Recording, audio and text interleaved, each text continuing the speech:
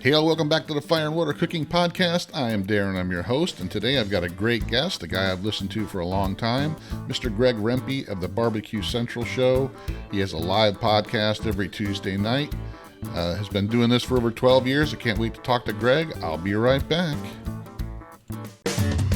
Smoking, grilling, getting hot and hotter, sous vide and chilling from fire and water.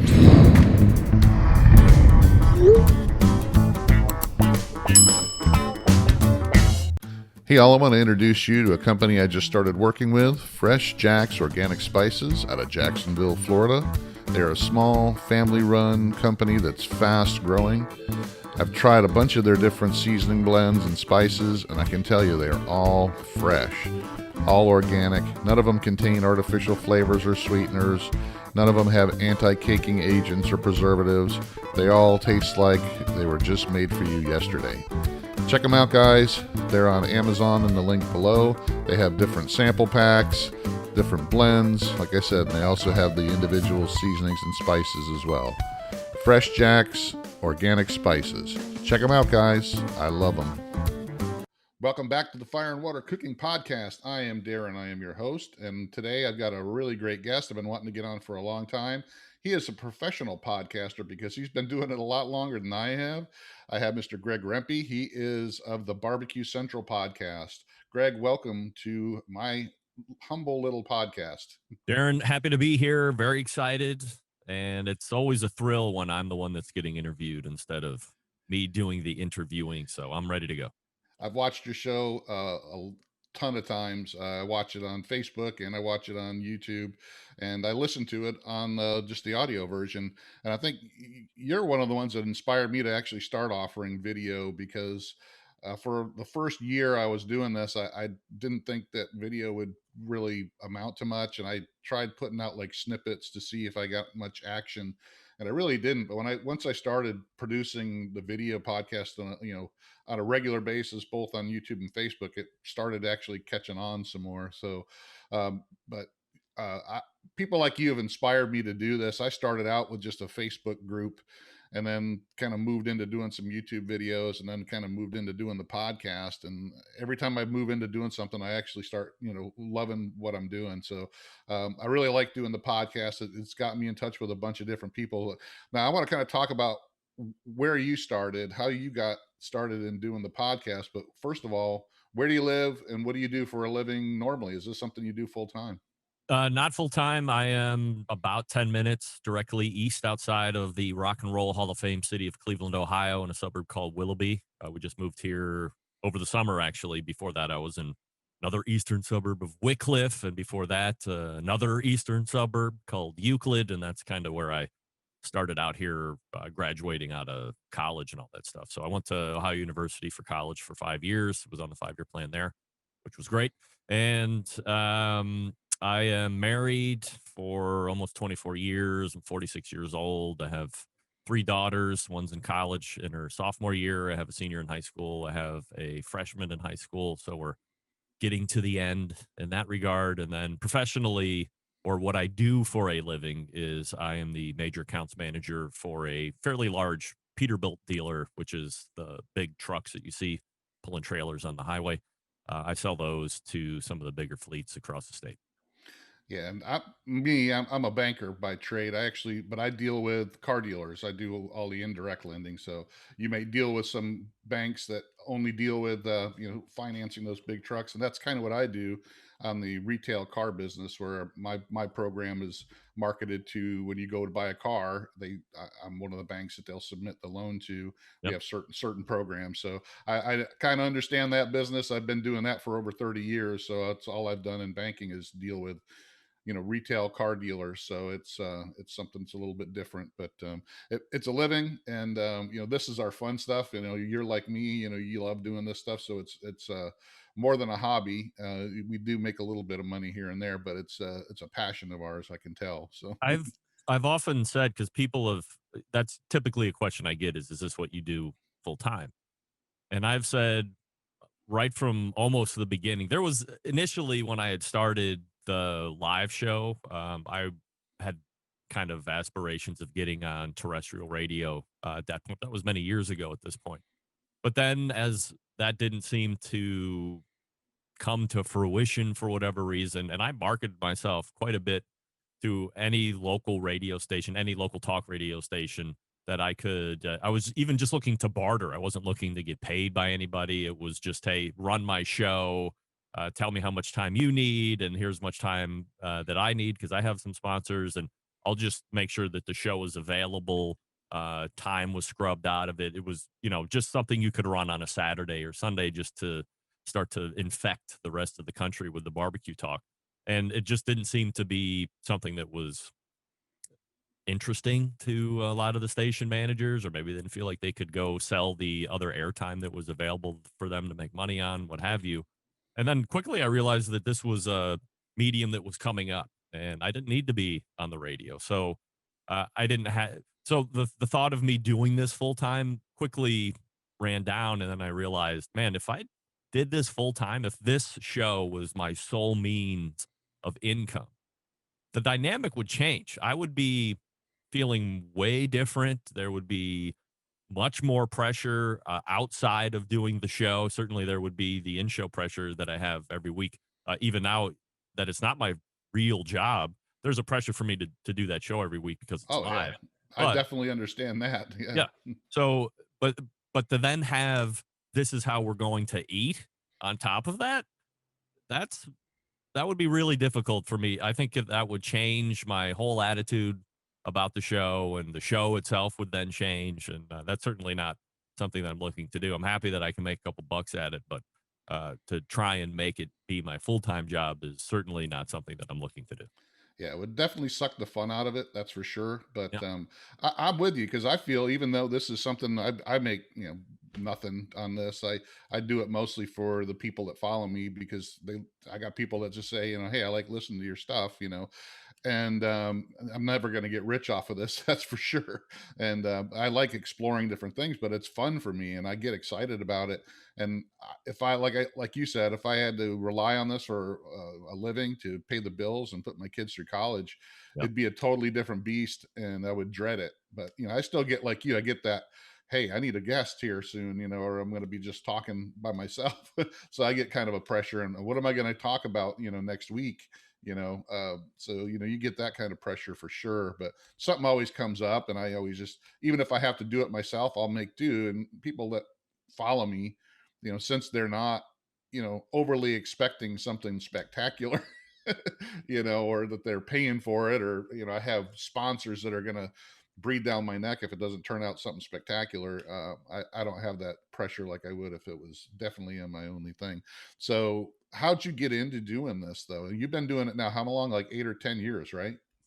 Well, believe it or not, the live show is going to celebrate its 13th year Wow. of live production February 7th. And then I was doing a traditional podcast 2 years before that. So almost 15 years. So you started out just doing like I do with a pre-recorded podcast on Yep. audio only and all that. And that was really structured around the message board that I had. So my entrance into all of this was my wife buying me a Weber Smoky Mountain cooker. I followed the directions that came with that cooker to the T. It was almost a disastrous event. Because if you don't know what the Weber directions used to, or at least they used to say back then, they used to tell you to fire up like 2 charcoal chimneys full of charcoal and then dump it in. And, now you're trying to like bat the temperatures down. And it was a disaster. But instead of throwing it away immediately, the internet was really starting to come up at that point, 2005 or whatever it was. And I started to look at across the internet, found the virtualweberbullet.com, which was really specifically for that specific cooker. And there was an incredible amount of knowledge and people willing to share information. And so that was my exposure to message boards. And then I decided that I would start my own message board. And that became very popular. It started to grow over its own couple of years and started to get a lot of organic traffic and all that stuff. And then there was a proliferation of barbecue message boards that came out. So to separate, I had heard about podcasting. There was another forum out there that had started to do podcasting, but he was horrible at it. And I thought, hey, this is something that I could offer my membership, my forum members. I can interview some of them. We can talk about statistics of the forum. It was totally forum based stuff. And that's where I started. And then after a couple years of, so I started to interview some members, and then I was like, oh, well, maybe I could ask somebody who's a bigger name. Maybe I could ask somebody who's a bigger name than that. And so that's when I started bringing in, I always say that my pinnacle moment, even to this day, was the first time I had reached out to Steven Reichland, and then he had written back in 20 minutes, said that he would be happy to do an interview. And he didn't know me from anybody. And he was the biggest barbecue star at the time, at least to me. So to get access to him and then actually do an interview with him was incredible. So I had already reached the pinnacle at that point. So I was not scared to reach out to anybody else in the industry at that point, because to me, I had already landed the biggest fish. So away we went. And then 2 years of doing the pre-recorded stuff like you're doing, there was now an onslaught of barbecue podcasts back then. So that was 2008. And I decided that I would switch it up again, try and separate my stuff from everybody else's and do a live show. And I found a guy on Craigslist who was based out of Los Angeles, who was opening a internet radio station. And I convinced him to give me an hour a week. And that's where we've been ever since. Now, over time, I've grown from 1 hour to 2 hours. I'm no longer on LA Talk Radio. I got my own audio space. There was a lot of other things from an infrastructure standpoint that I added to make it my own platform solely, and added the video, as you had mentioned a couple minutes ago, which I hate. And now 13 years later, we're getting 30,000 plus downloads a month. That's a verified number. I'm not pulling that number out of my ass. And we get anywhere between 500 to 20,000 views on Facebook for the video when the show ends. I'm going to Twitch. I'm going to YouTube Live.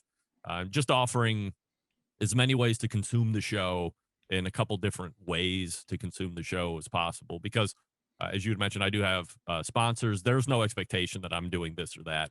I think I've pretty much dominated the industry as far as professionalism and production quality and all that stuff. But I do want to make sure that if I'm going to do something, that I want to provide it at the best levels possible. And it's really been mostly an enjoyable experience getting to know. I'm not trained in broadcast. I'm not trained in audio video. I'm not trained in computers. It's all self-taught. So good skill set to have. It's not something I can apply everywhere all the time. But if somebody asked me, boy, I'd really like to start a podcast. Well, guess what? I can really help somebody along in that regard. So something I keep in my back pocket, but it's been a fun growth over these last 15 years, to say the least. Yeah, well, you've had, like I said, a lot of time to, learn all the ups and downs, and I'm still learning. But like you, like I said, I kind of started that way too. Is that, start a little bit here, start a little bit there, and then kind of make it grow a little bit and learn things as you go. See what works, see what doesn't work, uh, change up here and there, and not have to feel the pressure. But you definitely got the voice down after 12 years for sure. You sound like a radio professional, just like a radio announcer would sound. I think my wife walked in one day. I was listening to you. She goes, "That guy sounds like he's like a real radio guy." Well, the microphone helps for Yeah, sure. definitely. And then the microphone kicks it over into some processing equipment. Do I sound like this in real life? Uh, Mostly, but my highs are a little teased, and my mids are a little teased, my lows are a little teased, and I have some equipment that I've through sponsorship I've been able to reinvest into the show over the years to keep buying stuff. Like I would never recommend anybody starting a podcast and going out and spending $5,000 Right. in equipment. Like this microphone that I have, totally no need for it. Like the microphone that you have, or the ones that I would normally recommend for people starting podcasts, do not even approach the cost of this microphone. The Yeah. preamps that I have, the mixer that I have, all stuff that anybody starting absolutely doesn't need. Right. But because I was able to gain some interest from people that wanted to give me some money to be associated with the show, I could buy a little bit better. I could save, then I could buy. I would never recommend anybody going into this in the hole, because Yeah. 99% of podcasts don't make any money. And that's a flat out truth. Definitely. And I started buying, I think this microphone, even though it's one of the cheaper ones, it's still like $80 or something on the Amazon, and it's a decent mic. It works great, but I started out just regular, a regular, microphone that's on the computer. And Mhm. then, that's kind of what you do. You just kind of start out to see what's going to work, see if you're going to like it. I mean, people like me and you, when we start things, we don't know if it's going to be successful or if it's something like you said, you don't really like doing video. I'm the same way. When I start something, you always got that pit in your stomach. Is this going to be successful? Are people going to want to listen to me or even look at my face while I'm talking? Yeah. So you got to kind of test stuff out, and you don't want to, like you said, spend 5 grand on equipment and then 3 months later you decide this isn't something for me, and then dump it and lose money. So I'm with you. I start out a little bit here, you know, I'll add some better equipment down the road once this thing starts growing and starts getting some return on investment. That's for sure. Yeah, I would never recommend anybody getting into podcasting with the main thought on their head is that you're going to start making money at Yeah. least right away. There's going to be time that you're going to have to put in. You're going to have to generate some catalog. You're going to have to hone your craft and figure out the show and all this stuff. There's the list of 4 things that I tell people that I recommend if you're going to start podcasting. So it's you want to do podcasts because you're passionate about something. That's the main driver. Nothing else should be considered. And the benefit getting into it now, like when I was doing it 15 years ago, nobody was doing it. I couldn't go on YouTube wasn't even that big of a deal as it is now. I can't go on right now today. If you want to start a podcast, you can go on to YouTube. You can go how to start a podcast in the search, and boom, you're going to get 7,000 videos of probably some really good information of varying costs and qualities of microphones and recorders and computers and all this other stuff that people are recommending. I didn't have that. Like I literally sucked when I started. It was really bad. Like the first 12, I call them the original dozen podcasts, they're not out there. They were horrible, horrible. So it was just a matter of doing I was a guest on somebody else's podcast and he sounded incredible. And I said, "Oh my God, like off air, can I call you?" And I'm like, "How did you do? Sound Right. great. What do you have? Like, what's this?" And he took time and he told me, like, he shared the information. So that's why I always feel like indebted to anybody that wants to start a podcast. If you're coming to me and you're asking, it's not like, "Oh, F you, you're potentially competition, figure it out yourself." Well, let me tell Yeah. you where I started, and let me tell you how I evolved, and let me tell you what I have now. Doesn't mean that all of that has to apply to you. But if you have the passion to start to talk about something and you're taking an interest in wanting to sound good right off the bat, because that's all I care about, sounding good. I don't care about, looking. When I listen to the show, it's unique. I'll watch the show back and I hate it. But I'll listen to the same show driving to work, or if I have a really long, call to go on for work and I have some windshield time, and I'll listen to the same show and I love it. Yeah. It's just the way that I'm built, and maybe I'm more of a radio guy in nature versus a visual guy. But watching the show this past Tuesday, I didn't like it that much. Listening to the same show on Thursday when I had to drive all the way down to New Philadelphia, Ohio, I loved it. So it's just one of those things. Yeah. And I found out a long time ago when I first started doing this, a long time ago, I say 3 years ago, but you've been doing this for a lot longer. But even on stuff that, I'm hypercritical on stuff of mine, I find people that will look at it totally different than the way I do. Oh, there is no doubt. Like if you host, you are your own worst critic. I Oh mean, yeah. believe me, there's 20 things. Even now, at the end of a Tuesday night, I'll go into my chat with a couple of my confidants that seem to be very professional at kicking my ass when there's no holds barred, no yes men, nothing like that. I mean, we want to be critical because I always consistently want to get better. And I'll list off 10 things that I immediately hated about the show. 15 years later. So, I mean, but you're right. I have at least come to the realization that there's 8 things that the listeners will never hear. They'll never pick up on it. They'll never notice, but I notice it. And I'm a Yeah. maniac. So I continue to want to improve for me. But I do realize, and you're right, a lot of people will watch it or hear it. And what you're hearing is not what they're hearing or watching. I had talked to, and one of the things you mentioned earlier that really clapped onto is when I first started. It's like, am I going to just do this and just talk to myself? Am I going to, can I do it that way? And I did my first couple episodes. I just kind of just sat there and tried to talk. And I don't like doing that. I got to have somebody to bounce things off of. I'm not one that can just sit there and yammer into a camera like there's somebody there that I'm talking to. I can't do that unless I'm doing a YouTube video because it's a short, thing. But when I got a couple of my YouTube buddies come on, to start me off, and I found out I really like talking like this, and people really catch on to that and really like me having a conversation because I ask the right questions that people were wanting to ask. And I had Malcolm Reed and his wife on. I had Steven Reichlin on too, and that was the same way I felt. I recently just had Kenji Lopez Alt on. He was one Yep. of my pinnacles, and it's like you said, once you have them on, you go, I made it, Yeah.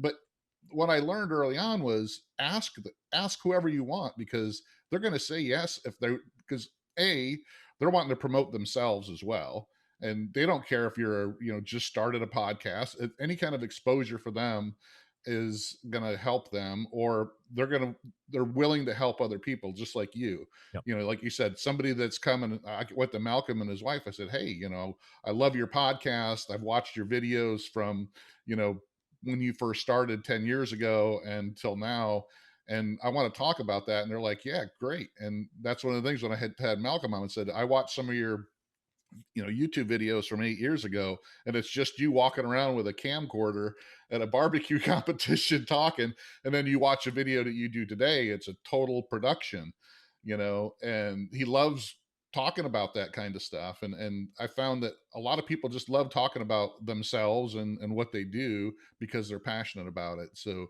Yep. yeah, I want to say, if you ever want to start a podcast, don't be afraid to ask whoever to be on your podcast, because Right.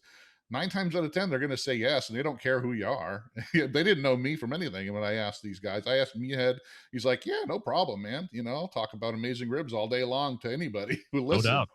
So definitely love that's what I love about it, because I love asking some of the questions that other people won't. And I've even had like Rochelle, I had her on, and she even said, she goes, I mean, you asked some questions that nobody's ever asked us before, and I really like that. So Yeah, well, good for you, because I tried to get Rochelle on the show a bunch of times and I've gotten stonewalled. So I don't know, maybe because I was small and she knew that a whole lot of people wouldn't see it. But she's in her own podcast, so I don't understand why that wouldn't help. But why she would be afraid to be on yours. But I mean, I love, like I said, I love talking to people and finding out where they started and how they got going. That's one of my things. yeah. But I also like to know, how passionate they are about it, and you can really tell with some of these people. So what's your favorite part of this? Now, you kind of mostly now you do a lot more of the barbecue competition stuff, but it doesn't sound like that's kind of where you started. You started out like with the home cooks, the backyard guys, and now you do a lot more with the competition people too. Well, it's funny. The evolution of the show is exactly the opposite of what you just said. So, originally it was member focused, and like nobody, if you weren't a member of my forum, you know anything about it. But once I started to get submitting into iTunes or more of like the global podcasting platforms that were available, and there weren't nearly as many available 15 years ago as there are today. But I'm I going to would, share the screen real quick so that people can see your website. So just keep talking. I okay. just wanted to let you know. So when I started interviewing Dr. Barbecue and Chris Lilly and Fast Eddie and Leanne Whippen, like all those, there's like big names today, but back then they were certainly big names, and they were active and they were winning on competitions. So I would say the first handful of years that I was doing the show, especially the live show, it was really competition based. But at that time, I think we were also in what I've called the golden era of barbecue. You saw it a lot on television. It was getting exposed to a bunch of people. Uh, People that were interested in cooking in general also realized that, hey, this is something that I could do, or I could possibly be good at. I don't have to be in world class physical shape in order to be a good competitive barbecue cook.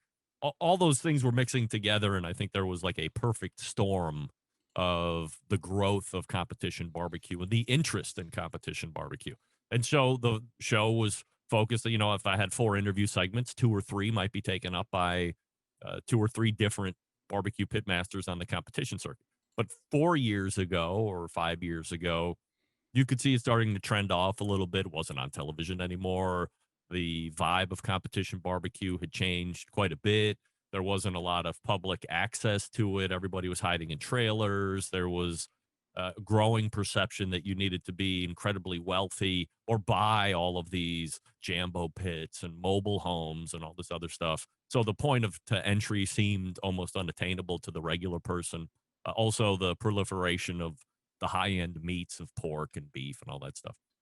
So the other side was backyard, and that was starting to really I mean, we've cooked in the backyard forever, of course, but there seemed to be a real interest that was building on the consumer side. And so the show started to switch to more of the consumer stuff. So it was cookbook authors and accessory makers and uh, backyard grill and pit manufacturers and talking to them and how they can put their products in people's backyards. And that hasn't tailed off over the last 5 years. It's grown with interest each and every year, year over year. And now I would say my show is way more backyard, just the regular ham and egger like me and you, than it ever was with competitions. Will I ask the guy that won Memphis in May to come on the show and recap? Absolutely. It's one of like the big ones, or the American Royal or Jack Daniels. But if I'm interviewing 10 pit masters during the course of a year, that would have been a competition heavy year for me at this point. Yeah, and I think I don't know. I'm one of the guys that liked watching the barbecue pitmaster show and stuff like that. And I grew up watching the Food Network and all that. And back when Emerald was first came out, and I like all kinds of cooking shows like that. But one of the things I realized, and I think a lot of people did too, after watching the barbecue shows, is that competition cooking is not home cooking. And Yeah.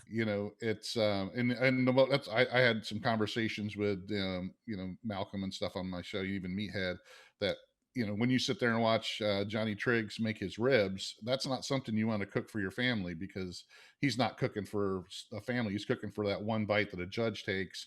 So when you see him dumping parquet and agave and honey and 12 different kinds of rubs and all that, he's not eating that stuff. So, and I think a lot of people kind of realize that and kind of shied away from it. Maybe that's the competition part's kind of died down, but people still want to cook and still want to cook that stuff for their family and friends. But it's kind of shifted a little bit more to what we want to cook and eat at home. Look, the interest in cooking in general, inside or outside, has become way more popular than it ever Oh, was when I was definitely. growing up, even into my 20s and 30s. And now you have, I don't like to throw labels out, but, foodie seems to be a pretty big word on people that like to describe themselves as somebody that likes food and processes and techniques and all this other stuff. And you have a lot of folks that are interested in learning how to be better, practicing how to be better, because they want an end product that they can be proud of, not just to snap a picture and put up on Instagram, but because they can serve it to their friends. They eat it and they're like, wow, you are the master of our circle of friends. When we're going to have dinner parties, you're going to be the one we're coming over. And like, that's really gratifying. Like, that's a really big reason why I continue to like to hone my cooking skills, because I can feed my family and they look at me and they think, oh, you could have been a chef if you wanted to, or, he's the authority in the house on anything cooking, not baking, but anything cooking, outside or inside. And I like that. So, I think there's way more of an interest than there ever has been in learning about cooking in general and how to become a better cook, and people taking the steps and practicing in order to achieve those end results. And they're interested in all the accessories that help them Yeah. achieve that, like thermometers and good knives and good cooking vessels and all that other stuff. Yeah, and that's one of the reasons why I kind of focused in on the mixing the sous vide and barbecue, because it's something where I'm taking two different methods and showing people how they can make something totally different by making, by combining them, and not taking and using sous vide to make a competition style brisket, because you know, maybe, putting it in the smoker all day is a better vessel for that. But I can make a brisket medium rare and super tender by using sous vide and barbecue, which you couldn't do on the smoker. It'd have to be, well done, but it could be tender. But with sous vide, I could make it medium rare, but it won't be smoky. But if I combine the two, I can make a smoky, medium rare, tender brisket, which you can't do any other way. So that's kind of what, inspired me to do that is taking these things and showing people, hey, you know, you can mix up a couple different cooking methods and make something totally different you couldn't make with the methods by themselves. So, and you're right, people really are getting wanting to learn more. They want it easy too. That's where the proliferation of these all the technology that's been thrown into not just the indoor cooking but the outdoor cooking with all the Wi-Fi based pellet grills and temperature controllers and all the different types of grills and cookers and flat tops you have out there now. And I mean, it's just there's so much stuff out there, and every year more stuff comes out. In that next every time you turn around, there's something different and new. Uh, since you've been doing this since for 12 years, how has that changed in your eyes, and do you think it's going to keep continuing down that road? Well, when I started, for instance, there was this product called the Barbecue Guru. It's an automatic temperature control device. They had originally started this technology. Uh, Summarily, people were taking a dump all over the Barbecue Guru. The guy, Shotgun Fred Perkle, was the creator of that company. Ran a whole different thing called Thermal Megatech, which was more of an industrial controllers business, but had a customer that came to him and said, "Hey, you're doing this. Maybe you can do this. I'm a barbecue guy." Yeah, I And that had Bob on the show a couple months ago. Okay, yeah, great. So you know the history.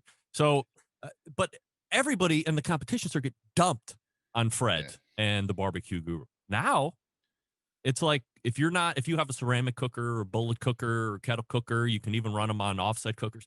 If you don't have one of those, people look at you like you're mental. So to see the acceptance, like the original taking a dump all over it, and then over the years and the revisions and the improvements, it's like second to none in the industry. And now the wide acceptance of that, like that's been a huge change where the majority of folks thought that automatic temperature control was stupid and that wasn't barbecue. And then over the last 10 years, it's like, oh, widely accepted, put it on everything. It's just a great way. And like you're talking about an advancement in technology. The other things that I've seen, like the biggest changes have been the welcoming of the pellet cooker into the industry. I don't think the kettle has gotten more or less popular, maybe a little more popular. Gas grilling has, to me, remained mostly the same in popularity. It's still the highest part of the market segment because it's convenience and all this other stuff. There's a lot more options out there than there were 15 years ago. But I think the popularity of that, and within those sectors, you have found more and more technology being built. There's some really high end gas grills that are trying to act as much like ovens and smartphones as possible. You put on a piece of meat, you put in a temperature probe, you do a little programming on the interface, and now it will tell you, oh, okay, well, this steak's going to be done in this much time. And then we'll ring a bell when you should flip it, and we'll ring another bell when you should flip it again. And we'll tell you when to take it off, and it's going to take into account carryover cooking. And, you know, uh, I hate to say like I'm an old school guy or "Ooh, when I got into it, like get off my lawn guy." I do think that there is something worthwhile in getting a cooker and learning how to use your cooker without any type of instrumentation or technology. Because if you didn't have it, or the power went out, or whatever the case may be, maybe the dog chewed up your barbecue guru. If you don't know how to use it without it, you're kind of screwed. yeah, And there's like that's a bad time if you've had a cooker for 5 years and you've always used a guru and then it's all of a sudden not available. Like that's not the greatest time to start learning how to use that cook. Use it from the beginning and know it and know where hotspots are, know how to control the flame, know how to draft properly, and know how much wood you should be able to put in that cooker without over smoking it. Know all of that stuff. Be a pit master. To me, pit master, I mean, Certainly there's an end product result and all that other stuff, but it's being able to run a fire from start to finish, a live fire from start to finish without any technology. Once you do that, then you can start to look at adding that barbecue guru, because if it fails, you can go back and pick up that cook manually and run it through to the end, still get that end product that you're looking for. Then you can add a pellet cook. A lot of people are getting into the pellet cookers right now because I think there is a perception that it is as much like gas grilling as you can get, except now you're using pellets. Plug it in, turn it on, set a temperature, wood pellets get dumped into the fire pot, and magically it maintains the temperature you set it at, much like an oven. What's easier than that? Not maintenance poor. A lot of people think it's like as maintenance free as a gas grill, which it's not. It's probably, well, it's way more maintenance intense than you would with a gas grill. But as long as you're taking care of it, I mean, it's pretty foolproof. Keep the pellet full of, or keep the hopper full of pellets, and kind of mind your p's and q's, and don't walk away from it too much. And you're going to have a great end product with very little effort on your part. But I mean, what are you getting into? I always run the dichotomy of emotion on: are you learning anything? Like, isn't that why you wanted? Like, I got into it because I wanted to learn how to do it. But maybe a lot of people don't really care about learning it if they can get a vessel that allows them to achieve the end product without having to learn. I think you alluded to that, earlier in the program, about people, not really caring how they're getting there, as long as they can get there, the ease of getting into that. Yeah. It's not the And journey anymore. you're going to have those type of people. And I, like I said, when I first started, I started in a, creating a Facebook group, kind of like you did with your, your old bulletin board type Yep. systems. The Facebook groups are the new bulletin board systems, or the Reddits of the world Yeah. now. But that's how I started. And you learn that there's people from all spectrums, people that want to learn, they want to be able to break everything down. They want to be able to learn how to take their ceramic grill and create the fire and control the vents manually. But there's also people that want to be able to incorporate those tools that we were talking about as well. Yeah. And but then there's people who just want the easiest way. I want to be able to hit on my phone, program an app. And some of these companies are really catering towards that, and I think Traeger is one of them. One of the things, I just got a new Timberline 850, and that's their top of the line, and it's got a nice app built into it. But one of the things that ticked me off is, I guess about 3 or 4 months ago, they had a function on there to create um, different uh, cycle cooks, where you could actually start it out at one temperature, and then it could kick in and change it to a different temperature and all that, and you could customize it. And people like me who understand cooking, that's a really big benefit. But a lot of people, I guess, if they're novices, they don't care about that, so they took that feature off of the app. They left it on the grill itself, but they removed it from the app for Oh, some apparent reason, and they've put more of the built-in recipes where you just touch brisket and it runs by itself, where so you're going to have people like that. And I guess there's more of those people out there, because they, like I said, they took away the feature where I could actually go in and create my own custom cook cycles and put them, the automatic ones, for people to just press chicken or biscuit, brisket or pork ribs, and then it just does it all by itself. But you're going to have people like that, no matter what. And I guess there's a lot more of those people out there. And then you're going to have people like me and you that want to be able to start the fire with doing it with let's do a flint and yeah, some, flint and some steel. tinder. Yeah. But start out and learn the whole process, and then use the tools. I started out, I was big into barbecue for many years before I started mixing in the sous vide stuff. And there's people out there that course, that's not barbecue. Well, okay, I like cooking overall, and I'm not just the guy that's just into barbecue. I love all different kinds of methods and all different kinds of styles and all different kinds of cuisines, from French cooking to Chinese cooking to Italian cooking. I mean, they're all different, and they all have processes and methods and techniques, and they all are awesome, and you can mix them and change them. But yeah, I think you're going to have all kinds of people like that. And there's a lot of people out there that just want the simplest, easiest way. But there's going to be a lot of people like me and you too, and that will want to learn and uh, look at different ways to use stuff, and that's where me and you come in. So Well, I think if you look at what's being offered into the market today, all of the grills and the barbecue pit manufacturers must feel some kind of onus to put Wi-Fi connectivity and have a really feature rich application that people can go download, so you can take as much guesswork as possible from the end user should they want to have that experience. Do I necessarily agree with that? No, because of the conversations that we just had, but you can't deny it. And I mean, I've asked manufacturer after manufacturer when they come on and they're bringing whatever the newest cooker is to the market. Do you guys feel like you have to put Wi-Fi capability, an app that's available that does all this stuff? Do you feel like you have to do that? Because if you don't, and your cooker is sitting next to one that does, that the consumer is going to buy the one on the right and not yours.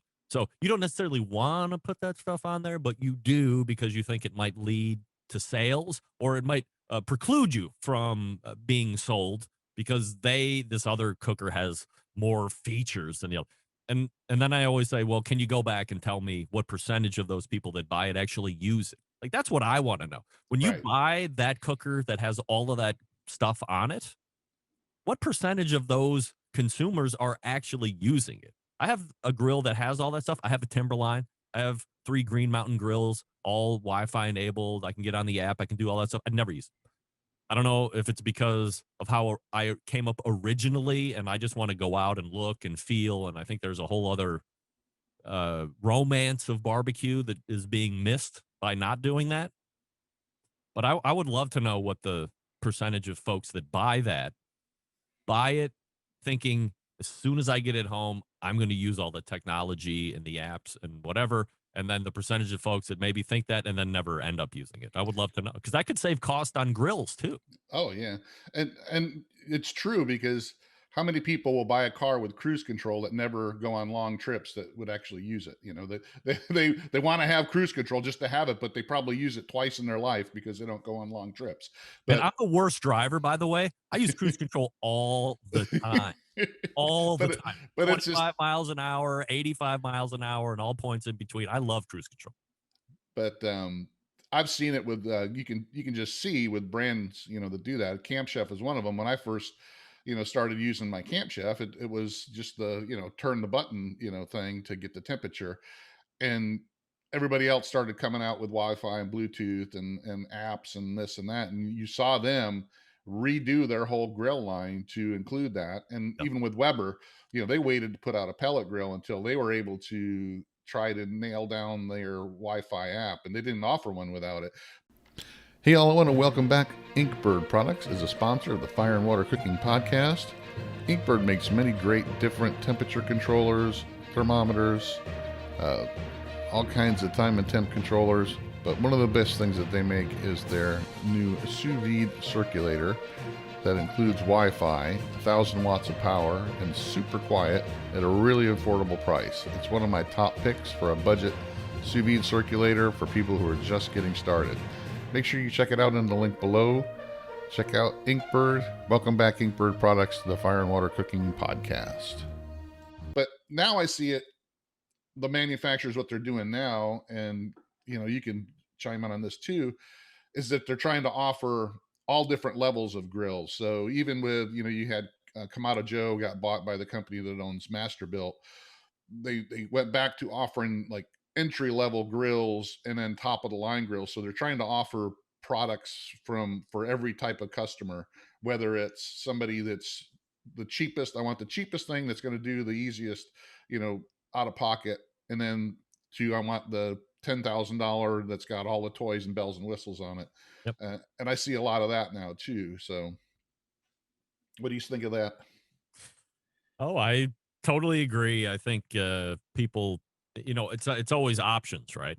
You can't be a cooker manufacturer and unilaterally decide what the market wants because you build it the way you want it and what they think technology and feature wise is on it, and then you put it in the market and it doesn't sell, and you're like, well, what the heck just happened here? If Well, you have well, everything, if you have 5 different options, yeah. yeah, well, now somebody like me can go in, save a couple bucks because they don't need all the Wi-Fi or the internal temperature probes, whatever the case may be, and they'll buy it. But then, my neighbor is a tech geek, or he doesn't have the same level of interest in knowing all the stuff, and he just wants to turn it on. And so he buys 2 or 3 levels up, and it's all, varying from there. So the more options that you have, I mean, I truly feel that the manufacturers now believe that the more options and features that they put on grill across, from their top to the bottom, the better shot they have at being brought home at the end of the day when a purchase is happening. Now, let's turn the tables on that a little bit because one of your sponsors that has been around a while and it seems to have grown considerably over the last few years is Pit Barrel Cooker. Mhm. And they don't have any of that stuff. They don't have, Wi-Fi, Bluetooth, temperature control. I No. mean, it's a pretty basic, thing. Now they did buy one of their competitors, Barrel House Cooker, but I don't think they're really changing their product much, except that they're offering a couple different sizes and maybe some different accessories that might go with it. But I know Noah's grown that company substantially for just offering one type of product without a whole lot of different options for it. Yeah, I think he's capitalized on a portion of the market that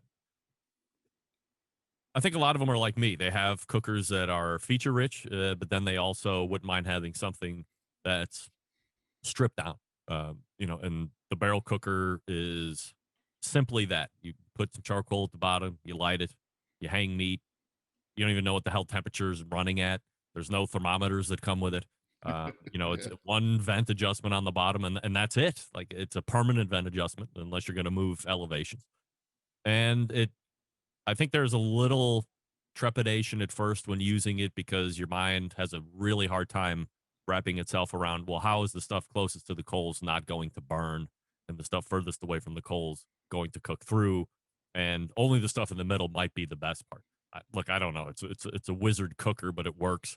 And once you get a first couple cooks under your belt and you realize the flavor and the ease, and that you don't have to be so engrossed in the cooking process that a lot of these other cookers perhaps make you feel like you should be, then you realize the beauty in that. And they have the flagship product. They have the junior. I hear that they're coming out with like a 50-gallon or so size and maybe a stainless steel option as well. But they're not putting blowers on them. They're not putting technology on them. They just have found a way to market their product that people buy into, and there's been no bones, right? I mean, it's like, hey, it's simple, it's great flavor, it's easy to use, and away you go. And people buy into it. And like you said, they've grown exponentially over the last 10 years. Yeah, definitely. And it's like I said, it's those going back to what we used to have back, when me and you were growing up. It was, charcoal grill and that was it. I mean, I know when I grew up, upstate New York wasn't a big, any kind of low and slow. Everything was just grilled. Yeah, Cornell chicken was about the biggest thing that, anybody cooked outside during the summer for those 2 months that we could cook outside. right. So, it was just grilled over charcoal, not even smoking wood. It just plain old, Kingsford charcoal with a bunch of charcoal lighter on it.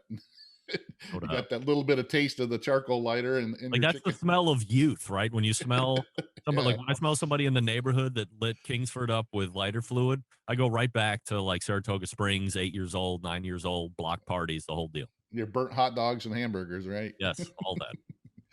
Well, I want to thank you again, Greg, for being on. Is there anything else you want to talk about? I mean, everybody can find you on barbecuecentral.com. I had let me pull you up one more time so people can actually see your website, and they can pretty much find anything that you put out there from going to your website. So barbecuecentralshow.com.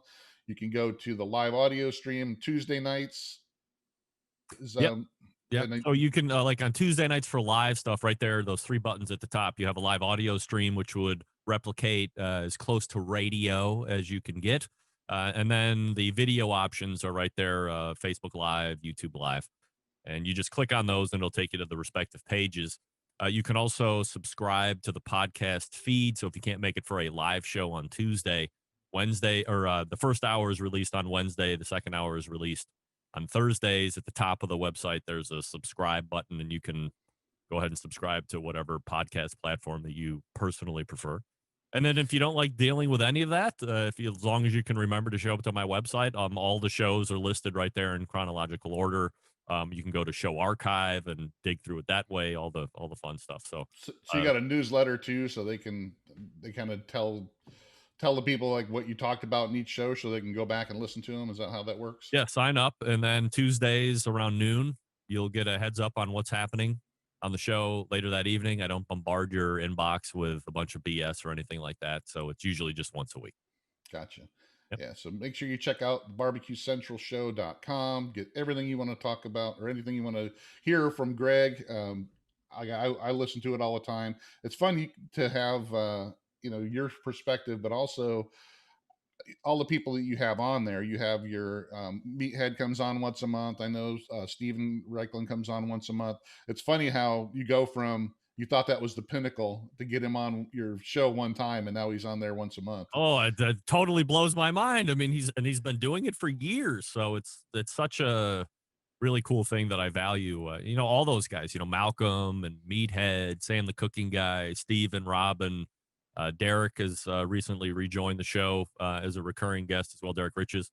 So I mean, just to have them, to know I have those spots filled out every month, and then I can go ahead and figure out how to go. I mean, is so great because I can have those regular guests on, but it's always a new conversation every month, which is the best part because each one brings a unique perspective. My favorite shows are when there's a topic that's out there that I can ask everybody through the whole month what their thought is, and then hearing the difference of opinions. That's great. Well, I can't wait to be on there so I can talk about sous vide and barbecue. I know you've talked about it with Meathead a few times Yeah. because he's one of the guys that I follow as well, and I mentioned him in my new book that I got out there. So I think I sent you a copy so you can through Yes, you did. PDF you can read. But yeah, I love those guys too. All those and then listening to them every month, with the different stuff they come up with.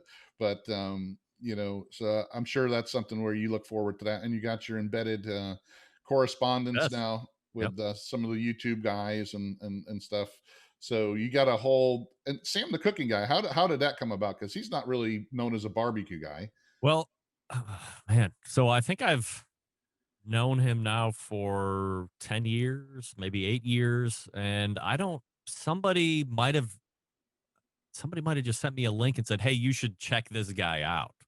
And he had a live internet show originally. It was called the Sam Livecast. He did it in his house, and it was part talk show in the beginning, and then there was like this transition, and then he would end up the show in the kitchen or cooking outside. And then he realized after, I don't know, a year or two that there wasn't a lot of people watching it live, but there were a lot of people watching it after the fact. And then he changed gears from the live show to doing it 3 times a week, like he has been over the last handful of years. And I had reached out during the live show and said, "Hey, I do this. And if you ever wanted to talk about it," a couple weeks later, touch base and we had a chat offline. And he liked me, I liked him, and I started showing up on his show. He started showing up on my show, and really, that's kind of how it grew. I mean, the internet has been the best thing ever. I mean, he's like one of my best friends outside of just in life in general. We'll talk a couple times a week and bounce stuff that has nothing to do with cooking off of each other. I mean, it's been a great relationship. And he has had an incredible amount of success. 2.5 million YouTube subscribers. The style is something that I resonate with, and obviously a lot of folks do. And his cooking is great because it's, for the folks that are foodies and are looking for recipes, it's always approachable. It's never chefy or stuffy or anything Yeah. like that, which Yeah. is really something that I appreciate. And I like the personality and the humor of the show. Maybe some people don't think that, but it's the package is good. The length of the watch is good. It hits all the right marks for me. Yeah. And well, he's just not like an emerald, he'll tell it like it is too. Yep. That's what I like about him. I mean, the most popular thing I think out there is his telling Kathy Lee and to, to Yeah, shut hold up. I stop it. mean, Shut up. Yeah. Like that was I mean, great. how big a balls do you got to do to be on a Oh, national TV show and tell the host to shut up. Yeah. You know? And by the way, like, it was totally deserved. Oh And yeah, no, the there's other nobody thing will that sit I there and like, watch that and go, he wasn't wrong. It's just, oh, no. Yeah, like, I can't he's the believe he only just did guy that. that would actually say that. Yeah. The other thing that I like is he tries to make it as polished as possible, but if he screws up, it all lands and lives in the video. From the 20-pound hamburger stuff that he tried to do when he went to flip it and it just caved in on itself. That stayed in. He could have easily edited it out and made it look Right. great. Or I remember a couple weeks ago he was talking about like cutting himself on knives, and then he had his knife laying on the table and he just was kind of swooping his hand across the board and he nicked his hand. Like he was Yeah. just talking about it. Boom, he cut himself. And like, I don't know. There's something magical about his shows that I really like. So it's Yeah. a great honor for me to have him on to talk about stuff that, isn't always live. I don't even know if half the time we're even talking about anything that has anything to do with cooking. It's just a really fun conversation. But what I've noticed was when he transitioned more out of the house and into his backyard, I told him at some point a couple months ago, I was like, dude, I don't know if you know this or not. You have a live fire cooking show. You're cooking on that Evo. You're cooking on your grill. You're cooking on your Traeger. Like you're a barbecue and grilling guy. You don't even know it. Yeah. Well, and like I said, I mean, I try not to pigeonhole myself into being just one type of cook. I mean, I cook what I like to eat and what my family likes to eat and what I like to play around with. So I try not to pigeonhole myself into stuff like that. So, well, I really appreciate you being on, and I like, we could probably talk all day about this stuff, but I know we want to go enjoy the rest of our Saturdays. But I really appreciate you being on. I can't wait to be on your show so we can talk a little bit about this stuff. And We're going to do it in you know January. You can believe that. all right, buddy, I appreciate it. Thanks again. Make sure you check out the barbecuecentralshow.com and you'll find anything you want to know about Greg and the show. And it's got a lot of stuff on there. Like I said, for 12 years he's been doing this. He's a professional. He's got a lot of all kinds of anything you want to, anything about cooking pretty much you can find on there. But thanks again, Greg. I really appreciate it. Thanks, Darren, for having me. All right. Well, I want to thank Greg Rempe from the Barbecue Central Show for being on again. Make sure you check out barbecuecentralshow.com. You can find all that Greg does. It's a great show, live every Tuesday. Thanks for following the Fire and Water Cooking Podcast. Make sure you check out fireandwatercooking.com. You can check out my new book, Fire and Water Cooking, The Fusion of Smoking, Grilling, and Sous Vide. And make sure you follow us on YouTube, Facebook, Instagram, and I'll see you again on the next Fire and Water Cooking Podcast.